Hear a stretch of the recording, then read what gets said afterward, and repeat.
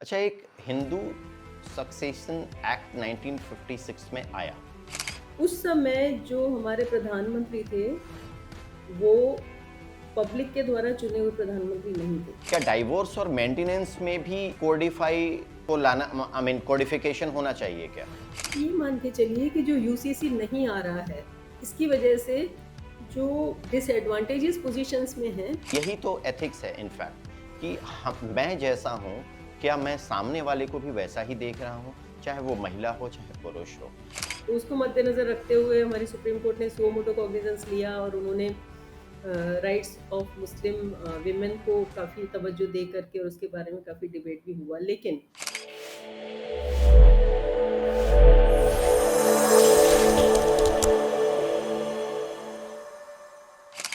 स्वागत है आपका हमारे चैनल पर, हमारे एपिसोड में। हमारा चैनल राजमंत्र बात करता है एथिकल पॉलिटिक्स की। पॉलिटिक्स में एथिक्स का प्रयोग कैसे करें, कैसे पॉलिटिक्स को क्रिएट करें, कैसे पॉलिटिक्स को रिवैम्प करें, कैसे पॉलिटिक्स को रिवाइज करें, जिससे एथिक्स का मैक्सिमम इनपुट पॉलिटिक्स में आ जाए। इस बात पर हम चर्चा करते हैं। हमारी चर्चा में कई प्रकार के बेहतरीन मस्तिष्क वाले लोग, बुद्धिमान लोग, जो राजनीति को समझते हैं, अंदर तक समझते हैं और उसका विश्लेषण कर सकते हैं, उनको हम लेकर के आते हैं। जी हाँ, मेरा नाम अमरेश राय है और मैं आपका दोस्त, पॉलिटिक्स कोच हूँ। आज हम बात करेंगे यूनिफॉर्म सिविल कोड पर। यूनिफॉर्म सिविल कोड एक ऐसा मुद्दा जो पिछले 70-75 वर्षों से लटक रहा है। जी हाँ, लटक रहा है। इसमें आप देखते हैं कि सभी लोगों के राइट्स, सभी लोगों के ड्यूटीज इक्वल नहीं है। ये इक्वालिटी लाने के लिए यूनिफॉर्म सिविल कोड, सबके लिए सिस्टम्स बराबर हो, सबके अधिकार भी बराबर हो, सभी लोग एक समान हो जाएं भारतवर्ष में, सभी लोग एक समान भारत के संसद द्वारा बनाए गए, भारत के संविधान के द्वारा बनाए गए नियम के अनुसार काम करें। इसके लिए भारत सरकार ने अभी कुछ नए कदम उठाए हैं। इस पर विशेष चर्चा हो रही है। आज हम जिसको बुलाने वाले हैं, उनका अपना अधिकार है, उनकी अपनी स्टडी है, वो एक एडवोकेट है, अटॉर्नी है, वो सुप्रीम कोर्ट की जानी मानी वकील है, अधिवक्ता है। वो आपके सामने रखेंगी एक एक बिंदु। आप इस पॉडकास्ट में लगभग सब कुछ यूनिफॉर्म सिविल कोड के बारे में जान जाएंगे ठीक से। आइए मिलते हैं सुप्रीम कोर्ट की अधिवक्ता डॉक्टर चंद्रा राजन से। स्वागत है डॉक्टर राजन चंद्रा जी। स्वागत है डॉक्टर राजन चंद्रा जी। स्वागत है आपका। नमस्कार। हमारे आज के तारीख में भारतवर्ष में लगातार बातें हो रही हैं यूसीसी की, यूनिफॉर्म सिविल कोड। हम बात वहां से शुरू करते हैं जब यूनिफॉर्म सिविल कोड का एक बार जिक्र आया था 1948 में। उस समय कॉन्स्टिट्यूएंट असेंबली में भी बात हो रही थी इसकी कि यूनिफॉर्म सिविल कोड बनना चाहिए। बल्कि अंबेडकर जी, डॉक्टर अंबेडकर चाहते थे कि यूनिफॉर्म सिविल कोड बन जाए। उससे सभी लोगों का अधिकार, सभी लोगों के कर्तव्य, सभी लोगों का व्यवहार, सभी लोगों को प्राप्त होने वाली चीजें, सभी लोगों से प्राप्त होने वाली चीजें राष्ट्र को लगभग समान हो जाएंगी। सभी लोग एक दूसरे के बराबर रहेंगे और हमेशा के लिए रहेंगे। लेकिन कई कारणों से उस समय कुछ नहीं हुआ। 4 अलग-अलग कानून बन गए। इसी के नाम पर 4 अलग-अलग कानून बन गए। तो मेरा एक छोटा-सा यहां पर प्रश्न है, और ये सभी लोग बल्कि जानना चाहते हैं, मुझे लगता है, उस समय हिंदू कोड बिल लाने की आवश्यकता क्यों पड़ी? यूसीसी नहीं आया, हिंदू कोड बिल अलग से आया, ऐसा क्यों हुआ?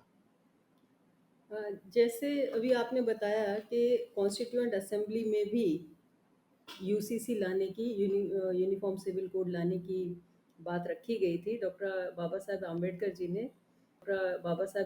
जी ने इस बारे में काफ़ी अपनी तरफ से प्रेशर दिया था कि ये बनाया जाना चाहिए। एक बात तो तय है कि उसकी ज़रूरत तब भी थी और उसकी ज़रूरत आज भी है। क्योंकि हमारा जो देश है, ये एक सेक्युलर देश है जिसमें सभी नागरिकों के, सभी धर्म और जाति के नागरिकों को समान अधिकार दिया गया है under article 14 of the constitution. तो उनका ये कहना था कि इसमें सिर्फ हिंदुओं का कोड बिल ला करके, सिर्फ हिंदुओं को प्रोटेक्शन दे करके, बाकी जो माइनॉरिटीज़ हैं उनके राइट्स के साथ अन्याय होगा, इसीलिए यूसीसी आना चाहिए। ये उनका पॉइंट ऑफ व्यू था। लेकिन अ, जैसे कि आप जानते हैं कि ये मुद्दा जो है, ये सारा मुद्दा उस समय भी पॉलिटिकली मोटिवेटेड था और आज भी इस मुद्दे को पॉलिटिकली ही देखा जा रहा है। आज तक जो ये यूनिफॉर्म सिविल कोड नहीं आया है, उसके पीछे मोस्टली आप देखेंगे तो पॉलिटिकल रीजंस ही हैं।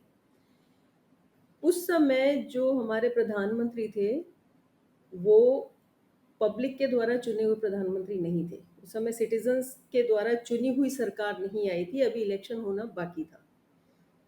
तो तब के जो हमारे प्रधानमंत्री थे जवाहरलाल नेहरू जी, उनका ये कहना था कि अगर हम मुस्लिम्स का भी इसमें समावेश कर लेंगे, यानी माइनॉरिटीज़ का भी अगर समावेश कर लेंगे और यूनिफॉर्म सिविल कोड लेकर के आएंगे, तो मुस्लिम्स की तरफ से एक नाराज़गी का जो बात है वो रखी जाएगी और उनके वोट बैंक पे अफेक्ट हो रहा था। और जैसे कि इससे पहले हमारे देश में अंग्रेज़ों की सरकार थी और वो भी अंग्रेज़ भी यही करते थे, डिवाइड एंड रूल पॉलिसी पे चलते थे। उस समय इसी को देखते हुए जवाहरलाल नेहरू जी ने भी माइनॉरिटी अपीज़मेंट पॉलिसी को ज़्यादा ध्यान दिया और उन्होंने माइनॉरिटीज़ को बाहर रखा और हिंदू कोड बिल पे ही ध्यान दिया। बल्कि यहाँ तक जब हमारा पहला लोकसभा चुनाव हुआ था, उसमें जवाहरलाल नेहरू जी ने ये कहा था कि अगर आप मुझे वोट देंगे, तो मैं हिंदू कोड बिल लेके आऊँगा और इसे एक कानून का रूप दूँगा। और उनको थंपिंग मेजॉरिटी मिली थी। उनको 360 से ऊपर लोकसभा सीटें मिली थी। सिर्फ़ इसलिए कि उन्होंने प्रॉमिस किया था कि मैं हिंदू कोड बिल लेके आऊँगा। तो ये एक मुद्दा जो है तब से चला आ रहा है। तो उस समय फिर इस मुद्दे को directive principle of state policy जो हमारा संविधान का एक पार्ट है, उसमें रखा गया अंडर आर्टिकल 44। उसमें ये लिखा गया कि जब भी उचित समय आएगा, क्योंकि उस समय हम लोग एक तो पार्टीशन से जूझ रहे थे, दूसरा हिंदू मुस्लिम के जो डिफरेंसेस थे उससे जूझ रहे थे। तो आर्टिकल 44 में ये लिखा गया कि the state shall endeavour to secure for the citizens the uniform civil code throughout the territory of India for its citizens. तो चूंकि हम चाहते थे कि ये सेक्युलर कंट्री है और सभी का समान अधिकार बना रहना चाहिए और सभी को पर्सनल लॉज में भी समान अधिकार मिलना चाहिए, तो स्टेट के ऊपर एक दायित्व लगा दिया गया कि जब आप उचित समझेंगे तब इसको लेके आएंगे। लेकिन दुख की बात यह है कि तब से लेके आज तक ये बना नहीं है। उसके बाद में आपने देखा होगा कि मुस्लिम कम्युनिटी के साथ इतने अन्याय होते रहे, मुस्लिम कम्युनिटी को all India Muslim Personal Law board अपने हिसाब से गवर्न करता रहा। हालांकि ये आया 1972 के बाद में, लेकिन उससे पहले इनके लिए कोई कानून ही नहीं था। वो सिर्फ अपने शरिया कानून के हिसाब से चलते रहे। तो उसमें भी जो 19 आप शाह बानो का केस देखेंगे 1985 का, काफ़ी चर्चित केस है ये। उसमें जो गुहार लगाई थी मुस्लिम महिला ने, वो यही लगाई थी कि उसका हक है मेंटेनेंस लेने का, जो कि उनको शरिया लॉ से नहीं मिल रहा था। उसने जो अपना रेमेडी माँगा था, जो अपना हक माँगा था, वो अंडर आईपीसी लॉ माँगा था। आईपीसी की धारा 125 जो है, वो ये कहती है कि अगर कोई औरत अलग हो जाती है अपने हस्बैंड से, तो उसको हक है मेंटेनेंस लेने का अपने हस्बैंड से। ये प्रावधान मुस्लिम लॉज में कहीं पे भी नहीं था। तो उसने इस चीज़ को चैलेंज किया था कि मैं भी इंडियन सिटीज़न हूँ, मुझे भी मिलना चाहिए। हुँ, तो उसको लेकर हुँ, के जब इसका जजमेंट आया था, तब सुप्रीम कोर्ट ने ये कहा था, क्योंकि नीचे की कोर्ट्स सिर्फ लॉ फॉलो करती हैं, उनके पास कानून बनाने का कोई अधिकार नहीं होता है, जबकि हमारी सुप्रीम कोर्ट के पास कानून बनाने का भी अधिकार है, क्योंकि जो उनकी प्रोनाउंसमेंट्स होती हैं उसमें अगर कोई डायरेक्शंस आती है, कोई गाइडलाइंस आती है, तो वो एक लॉ का फॉर्म ले लेती है और सबको मानना पड़ता है। तो नीचे की कोर्ट से शाहबानो को कोई रिलीफ नहीं मिला था। जब ये केस हमारी सुप्रीम कोर्ट में आया, तब उन्होंने कहा कि जी, बिल्कुल सही है, इसको मेंटेनेंस मिलना चाहिए, और सरकार को भी निर्देशित किया कि आप यूनिफ़ॉर्म सिविल कोड लाने के बारे में कुछ सोचिए। उसके बाद में आप देखिए कि कांग्रेस गवर्नमेंट ने इसके ऊपर कुछ नहीं किया, क्योंकि उनका आज तक कांग्रेस गवर्नमेंट का स्टैंड जो है वो क्लियर नहीं है यूसीसी। कई बार कई पॉलिटिकल पार्टीज़ ने ये कहा भी है कि आप यूसीसी के बारे में अपना स्टैंड क्लियर करें। 2014 का अगर आप एनडीए सरकार का मैनिफेस्टो देखेंगे, बीजेपी सरकार का, तो उसमें उन्होंने प्रॉमिस किया था कि हम यूसीसी लेके आएँगे। लेकिन तब भी उन्होंने भी पॉलिटिकल गेम खेला, वोट बैंक वाला, और उन्होंने उसको एकदम से नहीं लेके आए। तब हमारा 2016-17 में ये शायरा बानो का केस आया। उसमें उसने यही चीज़ें चैलेंज करी वापस, ये जो ट्रिपल तलाक है, ये एंटी कॉन्स्टिट्यूशनल है। जैसे कि नॉन मुस्लिम औरतों के राइट्स जो हैं ये प्रोटेक्टेड हैं, मेरा भी राइट प्रोटेक्टेड होना चाहिए। We are governed by the laws which are not made by the parliament और the any legislative body, they are made by the NGO called All India Muslim Personal Law Board. तो उसको मद्देनज़र रखते हुए हमारी Supreme Court ने suo motu cognizance लिया, और उन्होंने राइट्स ऑफ मुस्लिम विमेन को काफ़ी तवज्जो दे करके, और उसके बारे में काफ़ी डिबेट भी हुआ। लेकिन सुप्रीम कोर्ट ने उसमें से भी काफ़ी चीज़ें बाहर कर दी और सिर्फ एक ही चीज़ पे अपना जजमेंट दिया, वो था इंस्टेंटेनियस ट्रिपल तलाक। कई तरह के तलाक होते हैं, उसमें से एक ही ट्रिपल तलाक उन्होंने कंसिडर किया और उसको उन्होंने अनकॉन्स्टिट्यूशनल ठहराया। जबकि उस समय जिस पार्टी को मैं रिप्रेजेंट कर रही थी, all India Muslim women personal Law board, उनकी भी मांग यही थी कि हमारे हमारे लिए जिस तरह से हिंदू मैरिज एक्ट है, उसी तरह से मुस्लिम मैरिज एक्ट भी होना चाहिए। लेकिन हमारी भी मांग पूरी नहीं हुई, और ना किसी और चीज़ पे सुप्रीम कोर्ट ने अपना जजमेंट दिया, उन्होंने सिर्फ एक ही चीज़ पर अपना जजमेंट दिया। तो ये थी बात 1948 की, फिर 2016-17 की, फिर 2018 में जब बीजेपी गवर्नमेंट ने अपने मैनिफेस्टो में दोबारा ये रखने की बात सोची, तो उन्होंने 2019 के अपने मैनिफेस्टो में इसको डाल दिया। तब से इस बारे में डिस्कशन और डिबेट्स चल रही हैं। अगर आप इसको पार्टी वाइज़ ना देख करके, पॉलिटिकली अगर इस मुद्दे को ना देखें, एक एडवोकेट की हैसियत से अगर मैं इस मुद्दे पे बात करूँ, तो मुझे लगता है कि इस मुद्दे को बहुत ही ज़्यादा गलत तरीके से देखा जा रहा है, गलत नज़रिए से इसको देखा जा रहा है और समझा जा रहा है, क्योंकि इसमें कई तरह की माइनॉरिटीज़ भी इन्वॉल्वड हैं। एक बार अगर यूनिफ़ॉर्म सिविल कोड आ जाएगा, यूनिफ़ॉर्म सिविल कोड में क्या-क्या आएगा?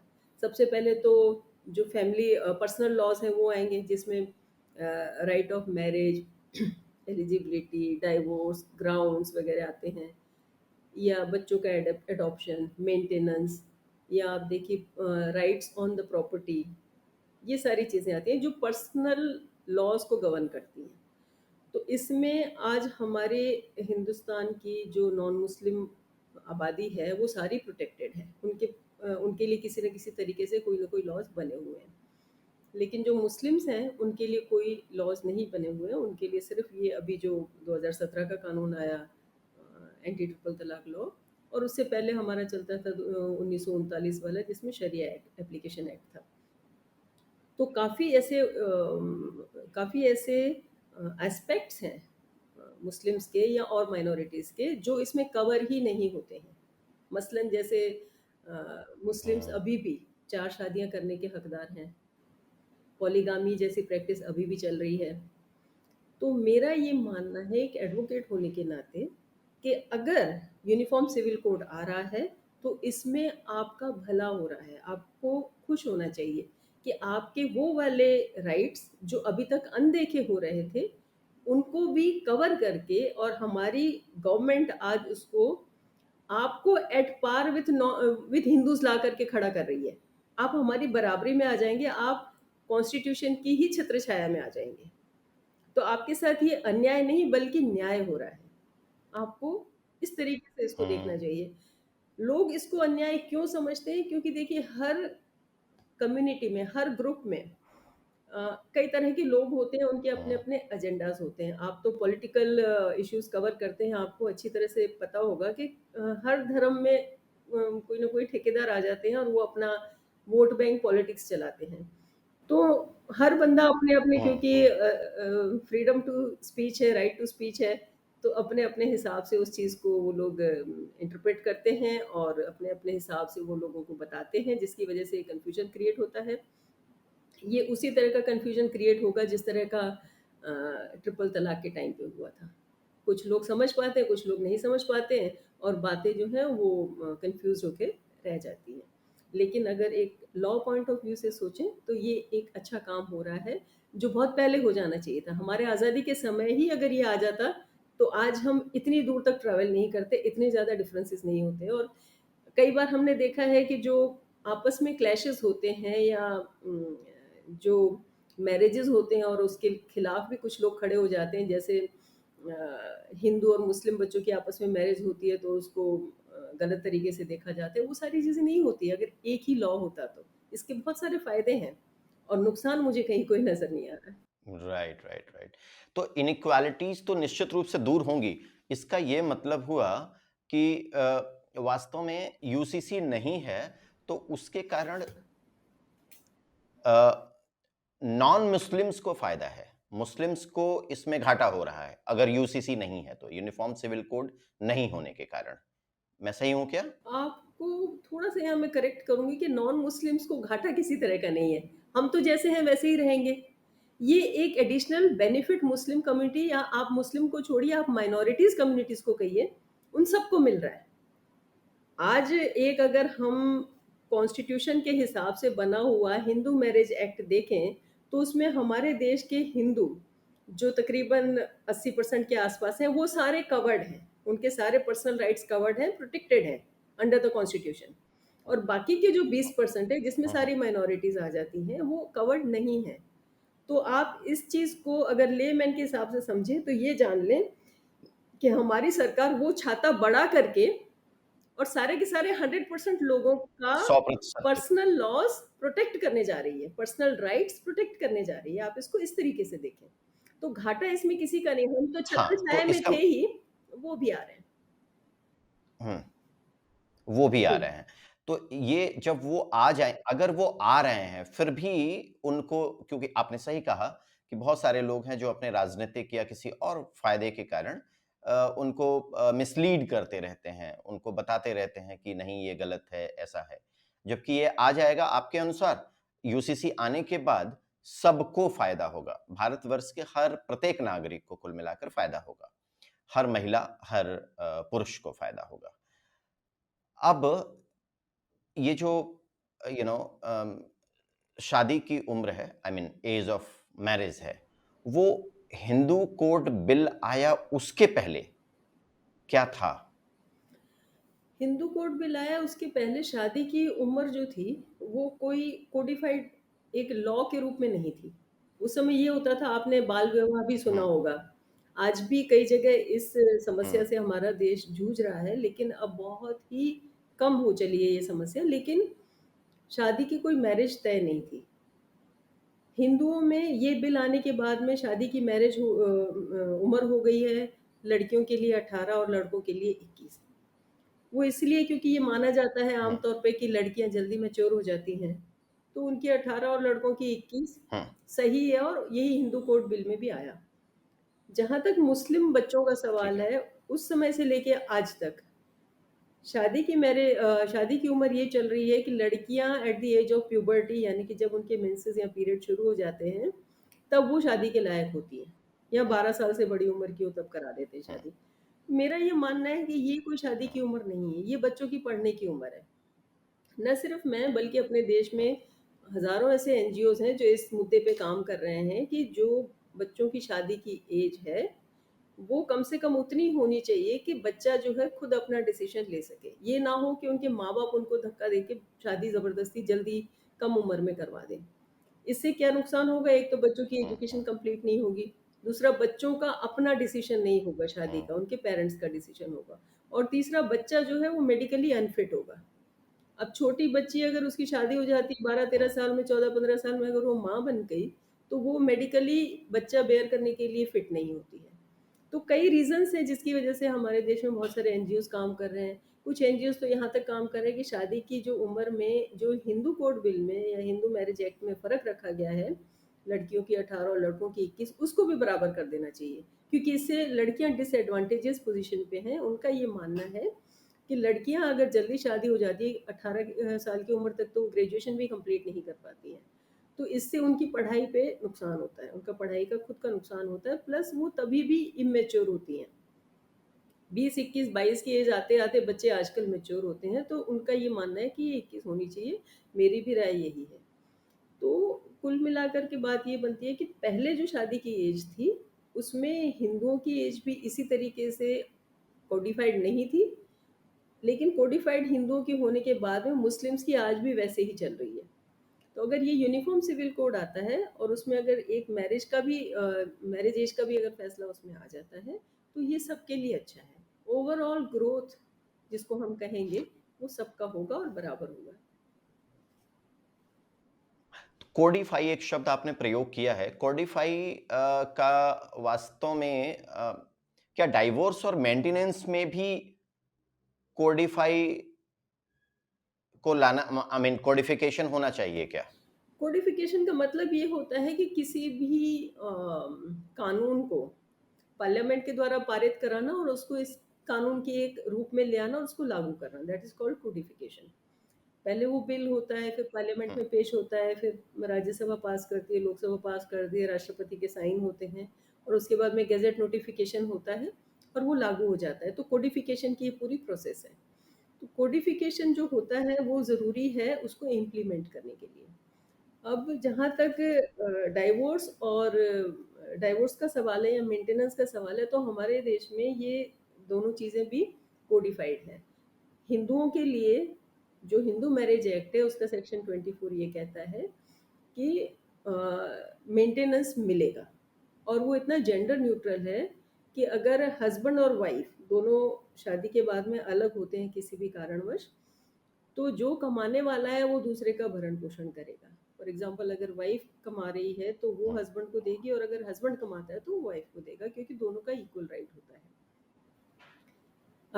Section 125 of IPC Indian penal code ये कहता है कि अगर किसी ने अपनी वाइफ को अलग कर दिया, तो वाइफ उस सेक्शन में जाकर के अपने हस्बैंड से, मान लीजिए कोई क्राइम नहीं हुआ, कोई लड़ाई झगड़ा नहीं हुआ, एक ने ज़बरदस्ती अपनी वाइफ को निकाल दिया, तो सेक्शन 125 ऑफ आईपीसी ये कहता है कि आप जाइए क्रिमिनल कोर्ट में और जा कर के अपना मेंटेनेंस वहाँ से क्लेम कीजिए।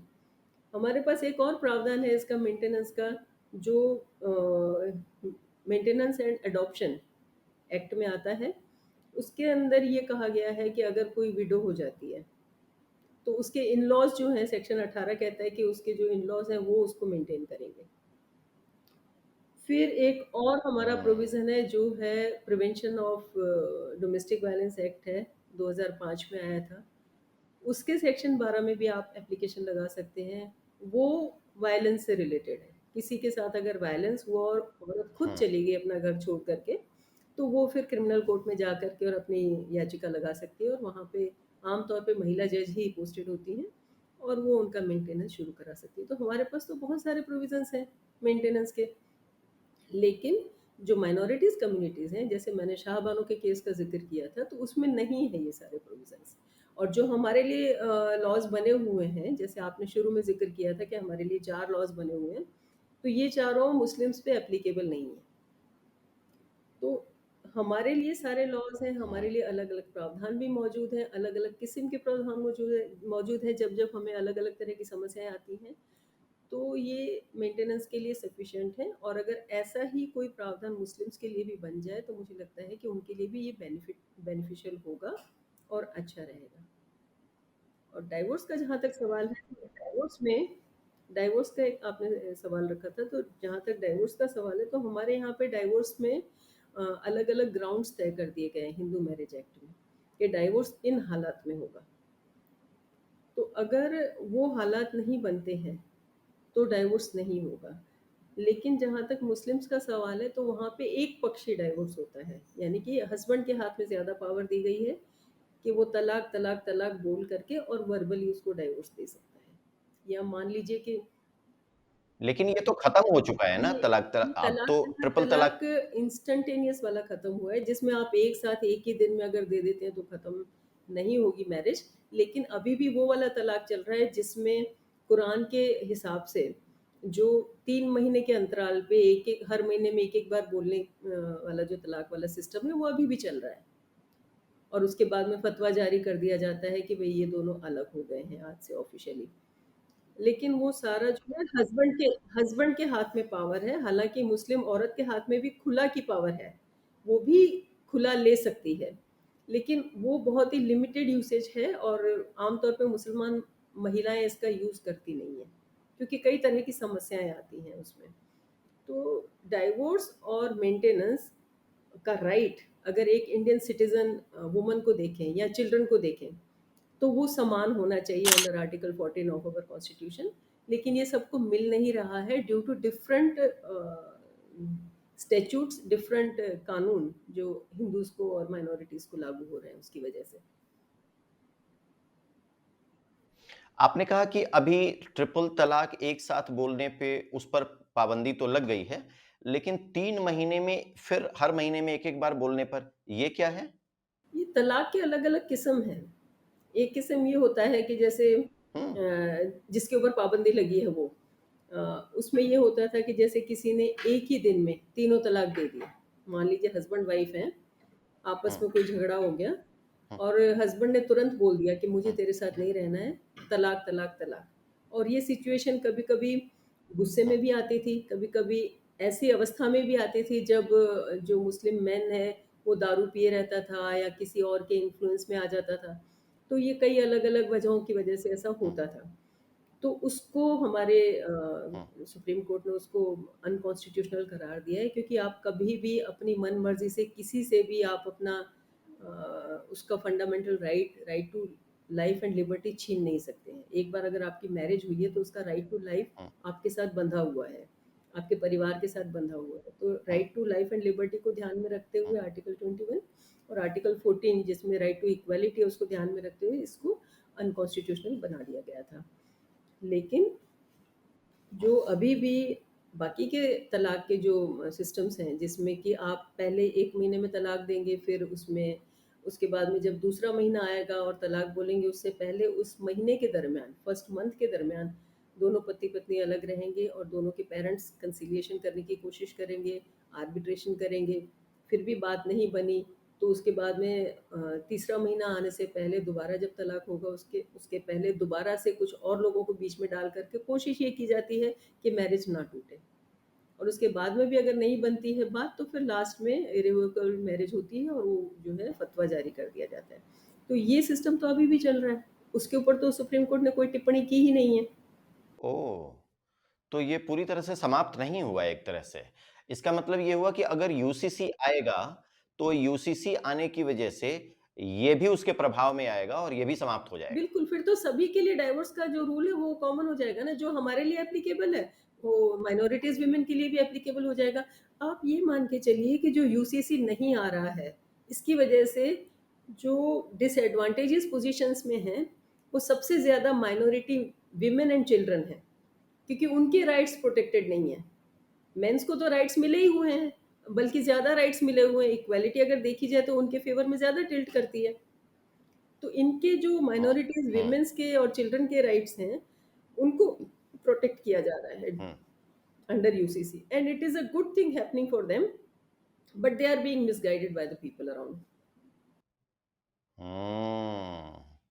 ये आवश्यक है और ये अब जब मैं बात करता हूँ पॉलिटिकल एथिक्स की, तो समझ में बात आती है। यही तो एथिक्स है इनफैक्ट कि हम मैं जैसा हूँ, क्या मैं सामने वाले को भी वैसा ही देख रहा हूँ, चाहे वो महिला हो, चाहे पुरुष हो। और this is actually an ethics. And politics में पॉलिटिकल पर्सनैलिटीज़ यदि इस बात को लागू नहीं कर पाते हैं, then the ethics of those political personalities come to in question. They are in देखिए, question all the ethics time. एक बहुत बड़ी चीज़ है। Uh, एथिक्स का जो रियल्म है ना, उसका जो सर्कल है ना, वो बहुत बड़ा है। उसमें कई चीज़ें आ जाती हैं। एथिक्स में ये भी आता है कि आप किसी के साथ गलत नहीं करेंगे। आप चोरी नहीं करेंगे, आप झूठ नहीं बोलेंगे, आप किसी के साथ अन्याय नहीं करेंगे, बहुत सारी चीज़ें।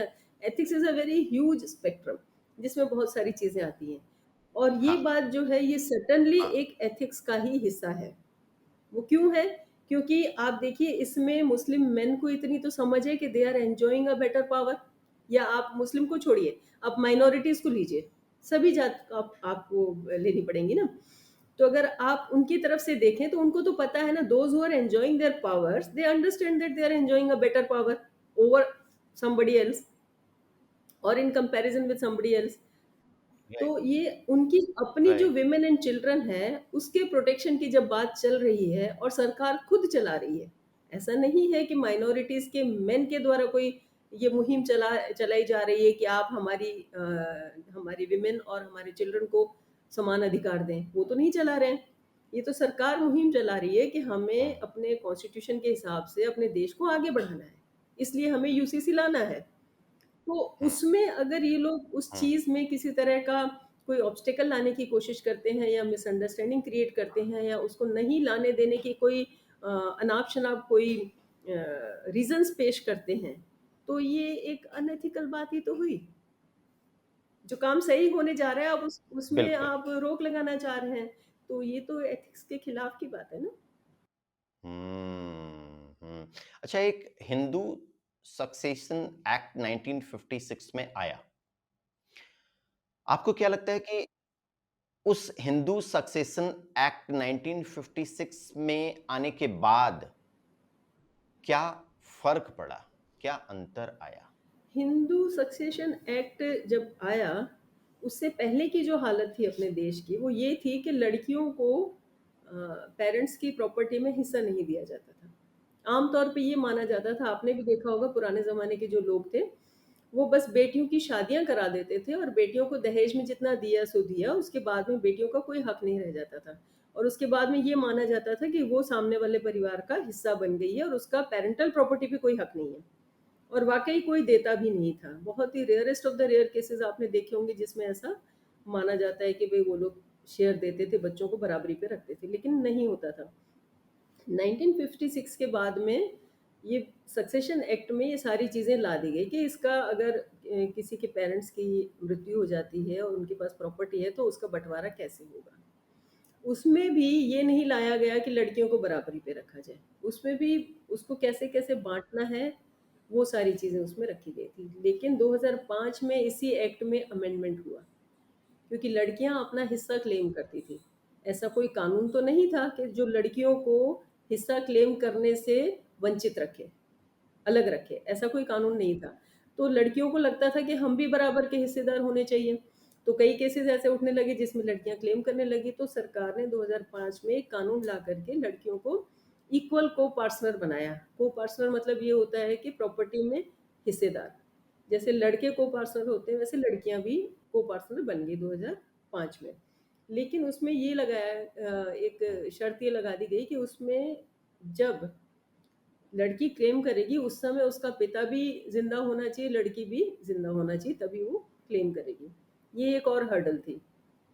इसकी वजह से क्या हो रहा था कि जो 2014 के बाद में लड़कियाँ पैदा हुई हैं, उनको तो हिस्सा मिल रहा था, पहले वाली लड़कियों को नहीं मिल रहा था। प्लस अगर किसी के फादर नहीं है तो उसको हिस्सा मिलने में दिक्कत आ रही थी। तो उसके बाद में एक और केस आया जिसमें सुप्रीम कोर्ट ने ये कह दिया कि ये रेट्रोस्पेक्टिवली यानी कि पीछे से अप्लाई होगा, जब से हिंदू सक्सेशन एक्ट बना है। तो आप चाहे किसी भी साल में पैदा हुए हो, लेकिन आपको हिस्सा मिलेगा, आप हिस्से के बराबर के हकदार हैं। और ये भी हटा दिया कि भई अगर आपके फादर नहीं है तो आपको हक नहीं मिलेगा। आपके फादर हैं या नहीं है, because it is a fact that you are a child of your father so you will get it. तो ऐसा उन्होंने इसमें संशोधन लेके आए और हमारी सुप्रीम कोर्ट ने इसको माना और आज की हमारी परिस्थिति ये है कि लड़कियों को बराबर का हिस्सा माना गया है कानूनी तौर पे। अभी भी प्रैक्टिकल तौर पे कहीं ये चीज़ लागू नहीं हो रही है। देखा जाता है आम तौर पे कि लड़कियों को ये कह के समझा दिया जाता है कि आपको जो हमने दहेज दिया वो इसीलिए तो दिया कि आप हक ना माँगे, और उनसे रिलिंक्विशमेंट डीड लिखवाई जा रही है। ये प्रैक्टिस अभी भी चालू है, लेकिन हो सकता है यूनिफ़ॉर्म सिविल कोड आने के बाद में इसमें भी सुधार आए। लेकिन जहाँ तक माइनॉरिटीज़ के राइट्स का, विमेन का सवाल था इन द प्रॉपर्टी, वो भी प्रोटेक्टेड नहीं है और इक्वल भी नहीं है। यूसीसी आने से उसमें भी फ़र्क पड़ेगा।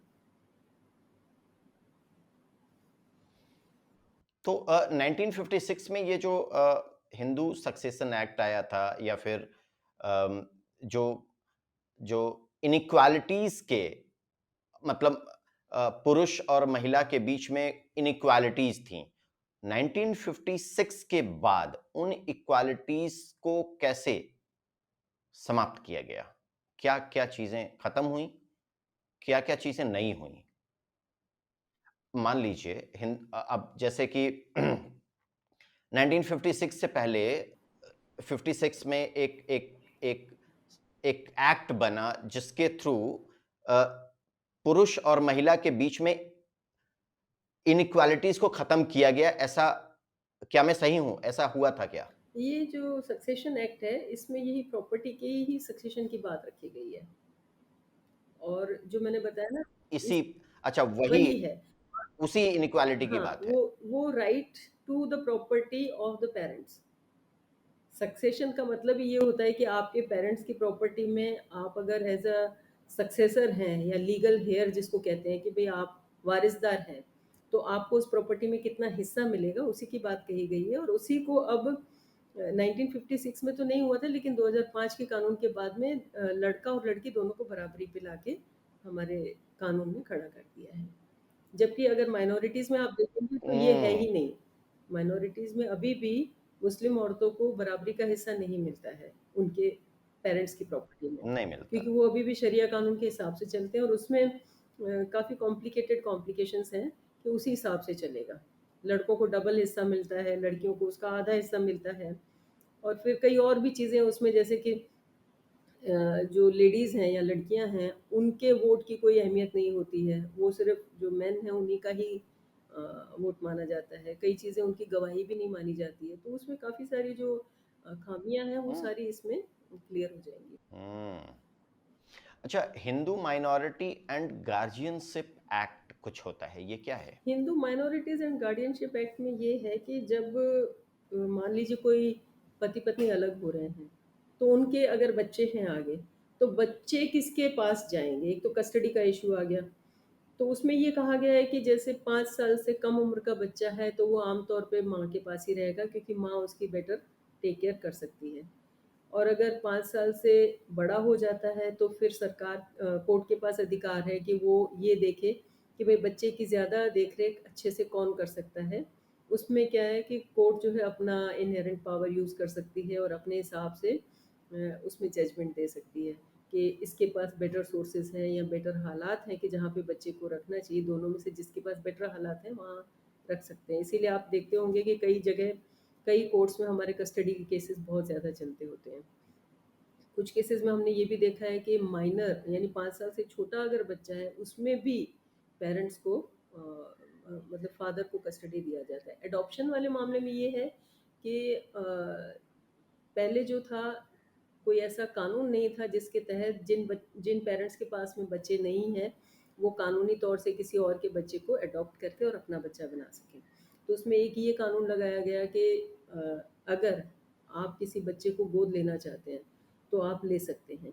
अगर कोई पेरेंट अकेला है, सिर्फ लड़का है, हस्बैंड रह गए या सिर्फ वाइफ रह गई, तो वो भी बच्चे को गोद ले सकते हैं, बशर्ते कि उनकी और बच्चे की एज में 21 साल का फ़र्क हो। बच्चा बच्चा होना चाहिए, 21 साल का मिनिमम फ़र्क हो, तभी वो बच्चे को गोद ले सकते हैं। तो इस तरह के एडॉप्शन के कानून भी लगे, लेकिन ये कानून जो थे तब भी हिंदुओं को ही लागू होते थे। ये हिंदू के लिए है कानून। इसमें मुस्लिम महिलाएं फिर भी वंचित रह जाती थी। अगर कोई मुस्लिम महिला लेना चाहती थी, तो वो बच्चा नहीं ले सकती थी। तो इसमें एक बहुत फेमस केस आया था, शबाना हाशमी का केस। उसने इस चीज़ को चैलेंज किया था। उसने कहा था कि मैं भी तो इंडियन सिटीज़न हूँ, अगर मैं बच्चे को गोद लेना चाहूँ तो मुझे भी ये अधिकार मिलना चाहिए और इसी कानून के तहत मिलना चाहिए।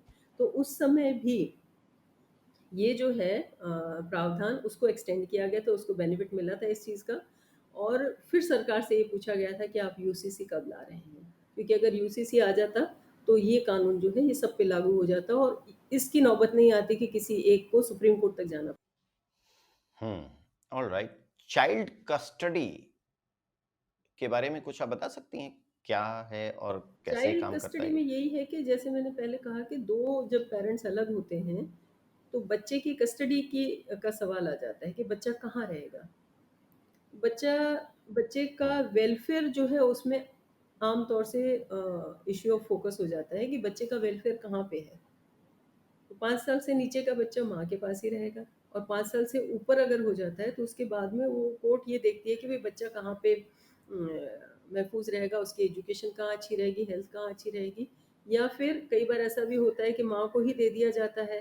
जैसे लड़की है तो कोर्ट प्रेफर करती है कि 18 साल की उम्र तक वो माँ के पास ही रहे।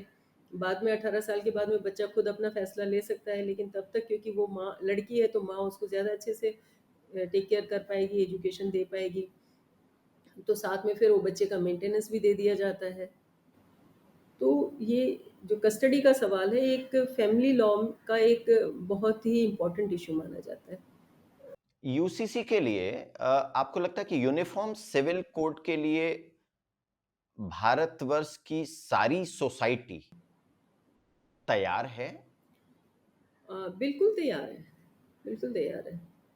इसलिए तैयार है कि देखिए, जब से ये कम्युनिकेशन रिवॉल्यूशन आया है, जब से लोगों में सजगता बढ़ी है, जब से लोगों को ये पता चलने लगा है कि सभी सिटीजन्स का एक समान अधिकार है अपने देश पे, अपने देश के नागरिक होने की हैसियत से, तब से लोगों में अपने राइट्स डिमांड करने की बात भी बढ़ी है। आपने देखा होगा कि जब हमारे पेरेंट्स यंग एज में थे, हमारी अवस्था में थे, तब वो इतने विद्रोही या इतने डिमांडिंग नहीं थे। तब वो अपने हर हकों की बात नहीं करते थे। लेकिन आज की जो यंग जनरेशन है, वो कदम-कदम पे अपने राइट्स की बात करती है। कदम-कदम पे वो ये पूछती है कि ये सही है या गलत है। तो जागरूकता बहुत बढ़ गई है। मैंने कई ऐसे मुस्लिम बच्चों को सवाल करते हुए देखा है। मैंने ये जो फैमिली लॉज़ हैं उसके 300-400 केसेस जो भी डील किए हैं, उसमें मेरे पास तो हर तरह के लोग आते हैं। तो मुस्लिम बच्चों को मैंने ये पूछते हुए सुना है कि अगर हिंदू के बच्चे को ये राइट मिल रहा है, तो मुझे क्यों नहीं मिल रहा है? और कई मुसलमान औरतों को ये पूछते हुए देखा है कि अगर हिंदू मर्द एक ही शादी करते हैं, तो मेरा मर्द क्यों 4 बार शादी करेगा? मेरे मर्द को भी रोकना चाहिए। तो ये कई चीज़ें हैं जो सवाल अ, आज का समाज खड़ा कर रहा है। तो आपका जो सवाल था कि हमारा जो समाज है, अलग-अलग कम्युनिटीज़ हैं, वो रेडी हैं या नहीं हैं? मैं कहूँगी इसमें जो लोग डिसएडवांटेजेस पोज़ीशन पे हैं, जिनका हक मारा जा रहा है, वो सारे के सारे रेडी हैं। वो सारे चाहते हैं कि हमारे हकों की रक्षा कानूनी तौर पे हो जाए। हो जाए। अच्छा, कौन-कौन सी चीज़ आपके अनुसार सरकार यदि यूसीसी यूनिफॉर्म सिविल कोड लाती है, तो उसको ध्यान रखना चाहिए? किन बिंदुओं पर ध्यान रखना चाहिए? देखिए, शुरू से ही अगर आप देखेंगे ना तो शादी जो है इसको एक रिलीजन से जोड़ के देखा जा रहा है, ठीक है? जैसे हिंदू की शादी होती है तो 7 फेरे लगते हैं, पंडित जी आते हैं, तो थोड़ा रिलीजन का उसमें मामला जुड़ जाता है। इसको आप हमारी भाषा में लीगल भाषा में कहेंगे तो इसको customs and culture it's a part of custom and culture. और अगर आप मुस्लिम की शादी देखेंगे तो उसमें निकाह होता है, उसमें काज़ी आता है और उसमें भी धर्म का अंश आ जाता है। वो तो कहते ही हैं कि हमारी शादी जो है हमारे धर्म के हिसाब से होगी और आप इंटरफियर ना करें, उसको तो धर्म ही मानते हैं। आप दूसरे माइनॉरिटीज़ हैं जैसे सिख हैं, आप उसको देखेंगे तो वो भी शादी अपने गुरुद्वारे में कराते हैं जिसको आनंद कारज कहते हैं। तो इस तरीके से जो शादियाँ हैं उसमें 99% जो है रिलीजियस एक एस्पेक्ट कल्चरल तौर पे आ ही जाता है, जो कि सिस्टम्स हैं। और हमारे संविधान का आर्टिकल 13 ये कहता है, मैं आपके लिए वो आर्टिकल रेफ़र करना चाहूँगी। वो आर्टिकल ये कहता है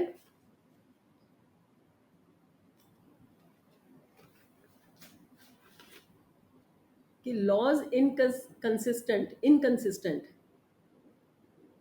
और in derogation with the fundamental rights, इसके बारे में आर्टिकल 13 बात करता है। इसका मतलब ये हुआ कि वो वाले कानून जो फंडामेंटल राइट से विपरीत हैं, उनके बारे में क्या कानून होंगे? सरकार क्या करेगी? 1, all the laws in force in the territory of India immediately before the commencement of this constitution, insofar as they are inconsistent with the provisions of this part, यानी कि फंडामेंटल पार्ट के प्रोविजंस के साथ में अगर विपरीत होंगे तो shall to the extent of such inconsistency be void.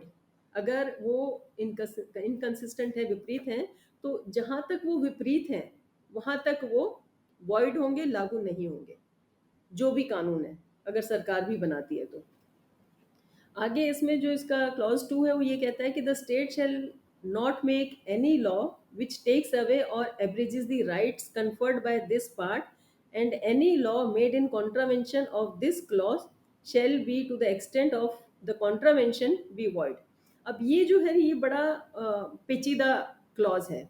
ये कहता है कि इस पार्ट में, यानी कि फंडामेंटल राइट्स के पार्ट में, जो हमारे फंडामेंटल राइट सरकार ने हमें दिए हैं या संविधान हमें देता है, अगर It's 8 कोई भी hours. कानून ऐसा सरकार ने बनाया जो इसके विपरीत है, तो वो भी कानून नहीं कहलाएगा। अब यहाँ पे सवाल ये आता है कि इसी पार्ट के आर्टिकल नंबर 25 में ये कहा गया है कि freedom of conscience and freedom and free profession and propagation of religion. आप अपना रिलीजन खुद प्रैक्टिस कर सकते हैं, बढ़ा सकते हैं, बच्चों को सिखा सकते हैं। तो यहाँ पे रिलीजन की बात कही है।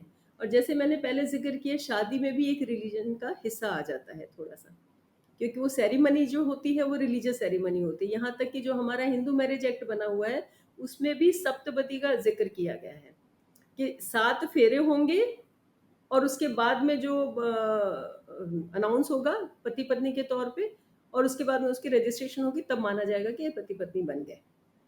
तो रिलीजियस एस्पेक्ट उसमें भी आ जाता है। और यहाँ पे ये आर्टिकल 13 का क्लॉज 2 ये कहता है कि अगर आर्टिकल 25 के तहत अगर कोई काम हुआ तो उसको इनकंसिस्टेंट माना जाएगा, उसको वॉइड माना जाएगा। इसी के आधार पे लोग जो है दूसरों को मिसगाइड करते हैं। वो कहते हैं कि जो शादी है वो तो हमारा रिलीजियस सेरेमनी है, वो हमारा फंडामेंटल राइट है, आप उसके लिए यूसीसी कैसे बना सकते हैं? यहाँ पे ये कंफ्यूजन क्रिएट हो रहा है। तो समझ गया। जब यूसीसी बनेगा तब सरकार को इस आर्टिकल 13 के क्लॉज 1 और 2 और आर्टिकल 25 इनमें भी कुछ चेंजेस लाने पड़ेंगे। हालांकि हमारा आर्टिकल 25 जो है वो ये कहता है कि it is subject to public order and morality and the health. अब पब्लिक ऑर्डर क्या हुआ कि भाई आप गलत काम नहीं करेंगे, बाहर कोई मतलब पब्लिक की प्रॉपर्टी डैमेज नहीं करेंगे वगैरह वगैरह। लेकिन मोरालिटी में तो एथिक्स आ जाता है, तो मोरालिटी के तो अगेंस्ट हुआ हाँ। ना। आप बच्चे की शादी करा रहे हो, बाल विवाह करा रहे हो। हाँ। और हेल्थ, जैसे मैंने हाँ। पहले जिक्र किया कि 12 साल से छोटी उम्र हाँ। की बच्ची जिसके पीरियड से शुरू नहीं हुए उसकी आप शादी करा रहे हो, तो हेल्थ का इशू आ जाता है, बच्ची मर जाएगी। तो ये सारी चीजें इसके अंदर, it is subject to that. But फिर भी लोग इसको नहीं मानते हैं। वो कहते हैं कि ये तो रिलीजन की बात है जी, आप हमारे रिलीजन पे कोई कानून नहीं बना सकते। तो ये आपस में ही एक डाइकोटमी है, एक कॉन्ट्रडिक्शन है हमारे फंडामेंटल राइट्स के पार्ट के अंदर ही। तो सरकार को इसमें भी संशोधन करना पड़ेगा अगर उन्हें यूसीसी लागू करना है। तो जैसे आपने कहा कि इसमें क्या दिक्कतें आएंगी या हमारा देश इस चीज के लिए तैयार है या नहीं है। जनता तैयार है, हमारा देश तैयार है। एक छोटा सा हिस्सा हमारे देश का ये है जो इस चीज से बेनिफिटेड है कि भाई अगर यूनिफॉर्म सिविल कोड नहीं आता है तो जो राइट्स वो अभी एंजॉय कर रहे हैं, which are better rights over the other half of their community, तो वो एंजॉय करते रहें और इस पे यूसीसी ना आए। बट अगर आप उनको पूछो जिनके राइट्स हनन हो रहे हैं या एब्रिज हो रहे हैं, तो बोलेंगे कि नहीं आना चाहिए। तो इस तरीके से ये 2 तरह के व्यूज जो आपको देखने को मिलेंगे सब जगह। Speaking from the constitution point of view, UCC आना चाहिए। सरकार का दायित्व भी अंडर आर्टिकल 44 कि उसको यूसीसी लाना था, और डॉक्टर आम्बेडकर ने इसका पुरजोर प्रयास किया था, लेकिन वोट पॉलिटिक्स के चलते वो तब नहीं हुआ और तब से लेकर के अभी तक नहीं हुआ। तो कैलकुलेशन अगर मैं लेने का प्रयास करूं तो मुझे लग रहा है कि भारतवर्ष में 8-9% ऐसे लोग हैं जिनको यूसीसी आने से परेशानी है, जो आज के डिस्कशन में मुझे समझ में आया।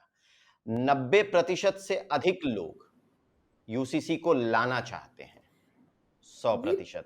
क्या मैं सही हूं? प्रतिशत वाली बात को तो, क्योंकि मेरे पास कोई ऐसा डाटा है नहीं कि मैं इसमें सहमति अपनी जाहिर करूं, लेकिन हाँ, जहां तक आप इन आंकड़ों को दूसरे तरीके से देखें, हिंदुओं का सवाल है तो दे आर मोर देन 80%, जिनके ऊपर तो ऑलरेडी लागू हो ही चुका है। तो बाकी के जो 20% बच्चे, सवाल तो उन्हीं का है ना। क्योंकि अगर यूसीसी बनता है तो जो हमारे 4 लॉज बने हुए हैं, जैसे कि हिंदू मैरिज एक्ट है, सक्सेशन एक्ट है, या हिंदू अडॉप्शन एक्ट है वगैरह, तो ये सारे तो उसी के अंदर कवर हो जाएंगे ना, पर्सनल लॉज। लेकिन जो बाकी के 20% लोग हैं जो यूसी, जो बाकी के हमारे जैसे लॉज से वंचित हैं या कवर्ड नहीं है किसी तरीके से, तो सवाल तो उन्हीं का है। अगर उसमें से आधे लोग हुँ, जो कि विमेन और चिल्ड्रन हैं, अगर हुँ। वो बेनिफिट हो रहे हैं, तो शायद आपकी गिनती सही है। हाँ, मैं उसी के आधार पर मैंने बात किया कि ऐसी स्थिति है, तो बहुत कम लोग ऐसे हैं, कुल मिलाकर बहुत कम लोग ऐसे हैं जो जिनको यूसीसी आने से परेशानी है, बहुत कम लोग ऐसे हैं आप और ये दूसरों आपकी को गिनती तो ये कह रही है कि शायद 100%, मिसगाइड भी आपकी गिनती ये कह रही है कि 100% मुस्लिम मेन इसके खिलाफ हैं, अगर आप 90% लेते हैं। तो मेरे हिसाब से 100% मेन खिलाफ नहीं होंगे, because there are so many rational Muslims जो संविधान के हिसाब से चलना चाहते हैं, जो चाहते हैं कि ये आए। तो वहाँ पे भी थोड़ा-सा मिक्स रिएक्शन आपको देखने को मिलेगा। तो बाय एंड लार्ज हम ये कह सकते हैं कि majority of the Indians want के यूसीसी आ जाए। मेजॉरिटी ऑफ इंडियंस वो बिल्कुल ठीक आप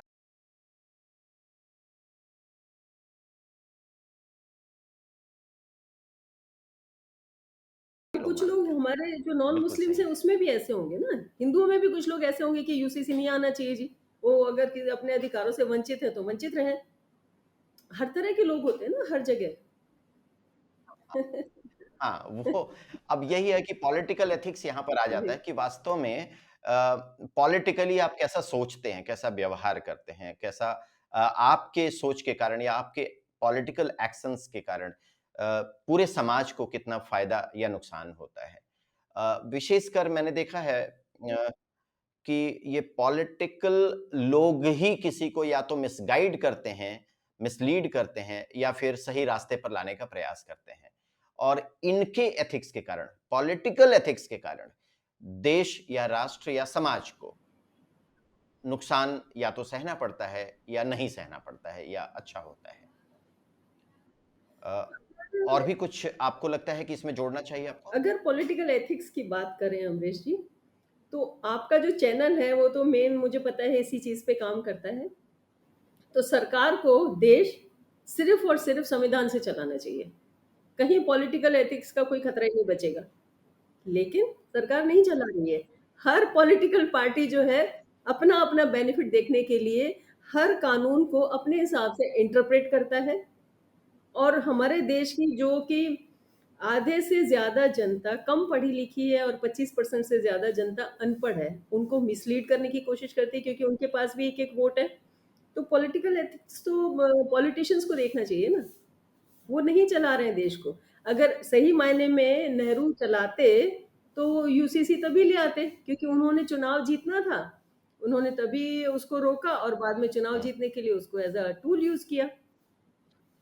एक बात मुझे यह समझ में नहीं जी। आई कि जब नेहरू जी को चुनाव जीतना था और उस कारण से ये यूसीसी नहीं लेकर के आए, तो उस समय किसके वोट से उनको लगभग 340 या जो भी नंबर्स मिले थे, वो किसके हिंदूस वोट से मिले थे? हिंदूस ज़्यादा खुश थे ना हिंदू कोड बिल लाने से और मुस्लिम उस समय विरोध कर रहे थे कि ये तो हमारा रिलीजियस मुद्दा है जी, हम आपको इसमें इंटरफेयर नहीं करने देंगे।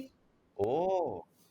तो तो इसका वो मतलब मुस्लिम्स को कि नाराज़ नहीं दोनों करना पक्ष चाहते खुश थे। थे इस बात वो से। माइनॉरिटीज़ को या मुस्लिम्स को नाराज़ नहीं करना चाहते थे। उस समय की अगर आप पॉलिटिकल डिबेट्स हुँ, देखेंगे कॉन्स्टिट्यूएंट असेंबली की, तो उसमें भी हिंदू महासभा ने ये बात हुँ, रखी थी कि आप यूसीसी बनाइए। वही बात डॉक्टर अम्बेडकर भी कह रहे थे। हुँ, लेकिन चूँकि उस समय ज़्यादा मेंबर्स जो थे वो हुँ, कांग्रेस पार्टी के थे, तो ये नहीं बना। और अगर पॉलिटिकल एथिक्स की हुँ। बात है तो सरकार को तो प्रिंसिपल्स ऑफ स्टेट पॉलिसी के हिसाब से काम करना चाहिए, तो कोई मसला ही नहीं रहेगा, हुँ, किसी का कोई राइट खत्म ही नहीं होगा। लेकिन एथिक्स पे कोई चल नहीं रहा ना, इसीलिए तो कोर्ट्स बनी है ना। जहाँ राइट इन्फ्रिंजमेंट होता है तो आप कोर्ट इसीलिए जाते हैं, कोर्ट्स जनहित याचिकाएँ इसीलिए लगती हैं।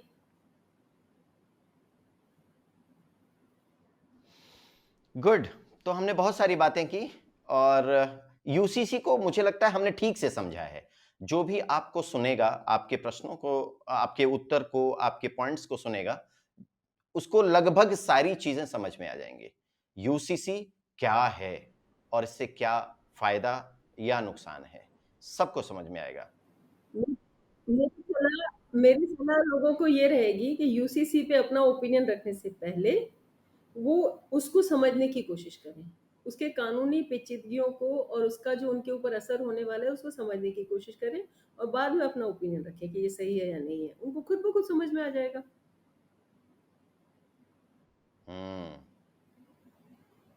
बिल्कुल ठीक है, बिल्कुल ठीक है।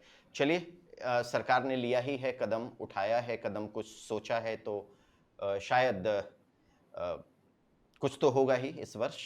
मुझे ऐसा लगता है, देखते हैं सरकार क्या करती है और किस दिशा में जाती है। फिर हम मिलेंगे आपसे किसी और विशेष मुद्दे के साथ। तब तक के लिए नमस्कार। नमस्कार। अभी हम सुन रहे थे डॉक्टर चंद्रा राजन को। सुप्रीम कोर्ट की अधिवक्ता हैं, एडवोकेट हैं, और उनको ढेर सारी बातें यूनिफॉर्म सिविल कोड के बारे में पता है।